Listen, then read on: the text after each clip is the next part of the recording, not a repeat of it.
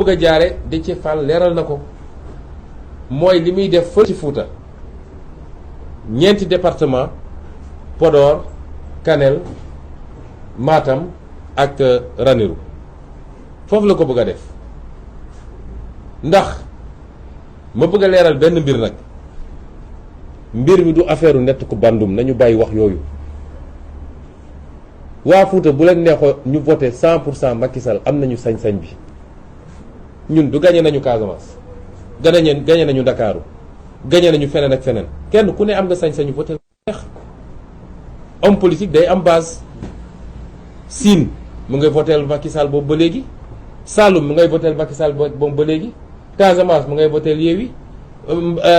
Bawol ma ngay voté Wallu ak Yewwi problème kon buñ fi wax ay waxu nett ku bandum wala yu demee noonu ku ko wax tooñ nga nit ñi mais na yéeme ci mbir mi mooy waa Fuuta voté lu ñu Macky Sall léegi fépp foo xam ne vote bi jaar na yoon mooy administration signé na ñun suñuy représentant signé ñoom seen représentant signé am na ci bureau de vote yoo xam ne ñun ñoo ko gagné am yoo xam ne ñoom suñ ko gagné écart yu ndaw la ay 20 voix 25 voix kon le Fouta a tourné le dos à Macky Sall li xew c'est une entreprise de fraude massive boo xam ne ay hommes politiques ñoo ko organisé ça n'a rien à voir avec le Fouta corruption ci achat de vote fépp la am ci Sénégal fépp la am amul benn fenn fu mu des fépp la am kon nañu bàyyi yenn wax yi surtout ci réseaux sociaux yi naan waa Foutanke yi la nangam déedéet wax naa ko keroog bu ñuy tëj suñu meeting di ñoo na nee naa man ñi may gën a gërëm mooy waa Fouta ndax léeg-léeg def fa opposition moo gën a jafe fépp ci Sénégal dinañ la menacer dinañ la persécuter dinañ la ak yeneen kon yooyu dañu ne c'est des hommes politiques ñoo organisé avec certainement la complicité de l'administration un système de fraude mais ça n'a rien à voir avec le Fouta loolu la ñu bëgg a wax ma ne tentative boobu nga xam ne dañoo bëgg a confisquer suñu vote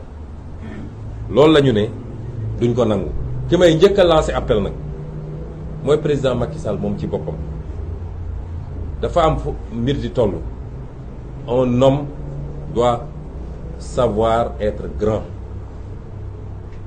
surtout nag boo nekkee homme d'État un homme doit être républicain doit rester au-dessus de la mêlée parce que àdduna du dul jeex amut dañ koo jox moom nguur même biñ ko joxee ñëpp de d'accord ni votel nañ ko président Abdoulaye félicité ko def passation dem nguur googu ñu ko joxoon moo jeex takk lu jeex na li ci des mooy qu'il fasse preuve de dignité et de grandeur parce qu'il n'est jamais trop tard ñu bëri jàpp nañ ni il n'en est pas capable te acte yi mu posé boobu ba léegi loolu lay firndeel mais man jàpp naa ni il n'est jamais trop tard qu'il fasse preuve de dignité et de grandeur on sait ce qu'il vit et ce qu'il ressent parce que ñun ñëpp mus nañu dem élection ñàkk ko nee na da daan dem voter Fatick ñibbisi toog ba ngoon mu taal di dégg bàcc yi léegi bàcc yi bu dalee ci moom nit na ko muñ loolu mooy àdduna on ne peut pas gagner tout le temps du ci football du ci làmb du ci politique on ne peut pas gagner tout le temps boo doxee nag ba yàlla def mbir mi wëlbatiku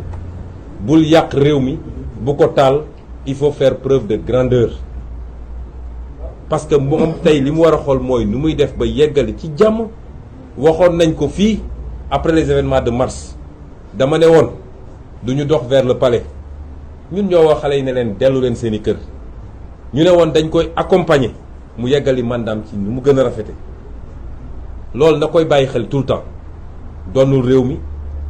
moomu ko jënd ko te gënul benn sénégalais ci 17 millions de sénégalais yàlla tànn ko ci moom jox ko mu mun a def ñaari mandat 12 ans ci bopp réew mi ñaata sénégalais ñooy mun a def un mandat dans ce pays ñun ñi fi toog nii ñaata nit amul kenn ci ñun ku am garantie dina musa nekk président de la république loolu mbirum yàlla la kon bu ko yàlla defalee loolu sénégalais yi deselatuñ ko dara moom na fexe ba rafetal mbir mi ci ni muy demee waaye ci loolu muy def it ñuy wax waa justice sénégalaise parce que moment yi ñuy toll nii responsabilité justice daf ci kaw daf ci rëy trop. dama wax sànq bi ñuy waxtaan ak ñoom Déthié Fall dama leen ne gis nga magistrat bi toog fii naan day jël décision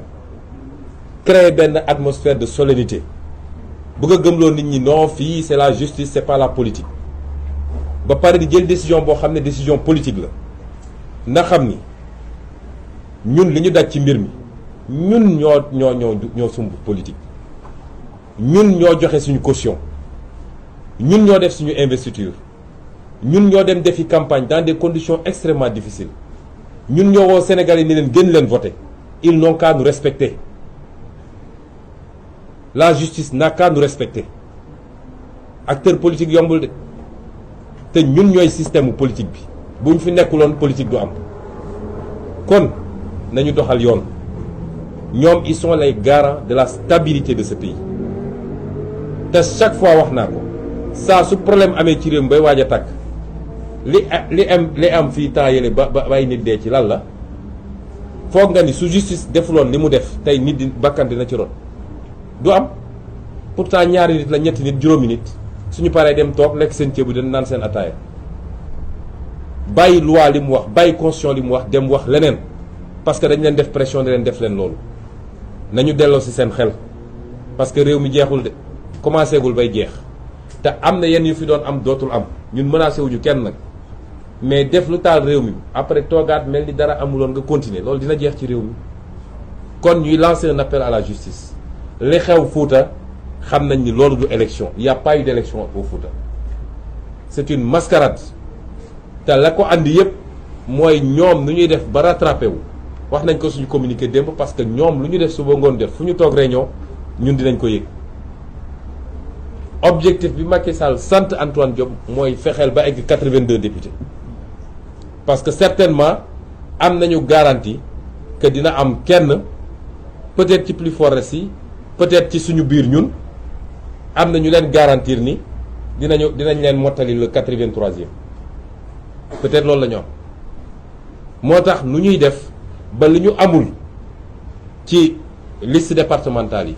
seen quotient seen voix ci quotient yi mënu leen ko may naka la ñuy def bay gonfler les chiffres au Fouta chiffres yooyu moo leen di permettre ñu rattraper 2 députés ou 3 députés loolu mooy exercice bi ñuy def nii moo tax ñu ne justice bi na jël responsabilité ce qui s'est passé là-bas c'est pas une élection te mënuñu koo nangu